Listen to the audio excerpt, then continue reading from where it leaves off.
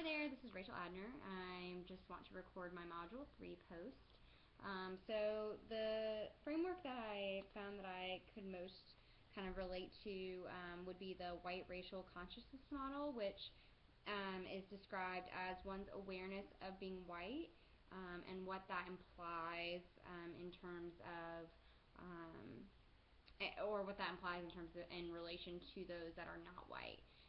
Another interesting thing about this is the reading says that you can kind of move from stage to stage depending on experience, and it's not linear. So I found that as I was reading, I found that that made sense. So I would consider myself so there's unachieved white racial consciousness, and then there's achieved white racial consciousness. So up until, probably, I would say my undergraduate time at UNC Charlotte, I would say I was mostly in that avoidant stage. So that's described as attitudes that have not consciously thought about their race or the racial experiences of other racial groups. Another aspect of that is dismissing, ignoring, or avoiding race until forced to address. But I don't think that I had that second aspect. I'm not really sure why that never, or why I never thought about it prior to being in college. I went to a pretty diverse high school. I dated an African American man. So I'm not really sure why I never thought about it, but I just never really did. So that was kind of how I guess I would say probably up until I don't know. I would say I kind of moved into the dissonant type up until probably my senior year of college. So that's described as high levels of uncertainty regarding your white racial consciousness and the experiences of people of color. So I think that's when I kind of started to realize, mostly through a class, that there were some differences as far as the things that I was that I had or was able to do versus others. So I think that's kind of the first time that I really started to think about it, or actually realize that there was more.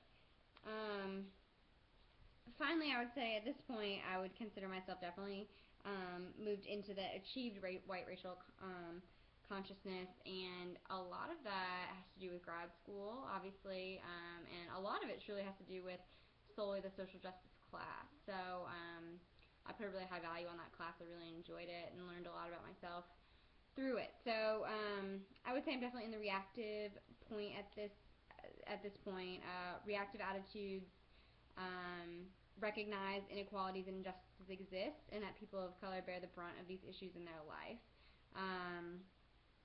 It also leads people to understand that white people are afforded unearned privileges. So I think the white privilege thing was tough for me, honestly, to kind of learn and understand fully what it meant, and that mostly happened through the social justice class. So I do understand those things now, and I'm continuing to understand them, and I would say I'm moving towards the integrative attitude and kind of just understanding the complexities associated with race and coming to terms with being white. I would say for the most part I'm there.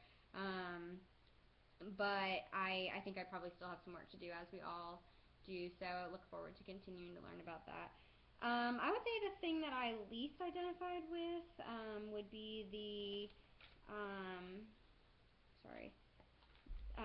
ethnic identity development, and I guess it makes sense after the reading, because in the reading it says many privileged white dominant culture students ignore their cultural heritages and do not consider issues unrelated to their non-discriminatory culture. So with that being said, Finney's model of ethnic identity development, I'm definitely in the unexamined ethnic identity, so I haven't really explored any feelings or attitudes towards my ethnicity. My mom is Italian and my dad is German, I think. So that shows how much I don't know if that's just because I've never really felt, it's never really been an issue, it's never really been a threat, I've never felt like it was something that I had to defend. So that's the thing that I can't, and that I'm having more trouble relating to.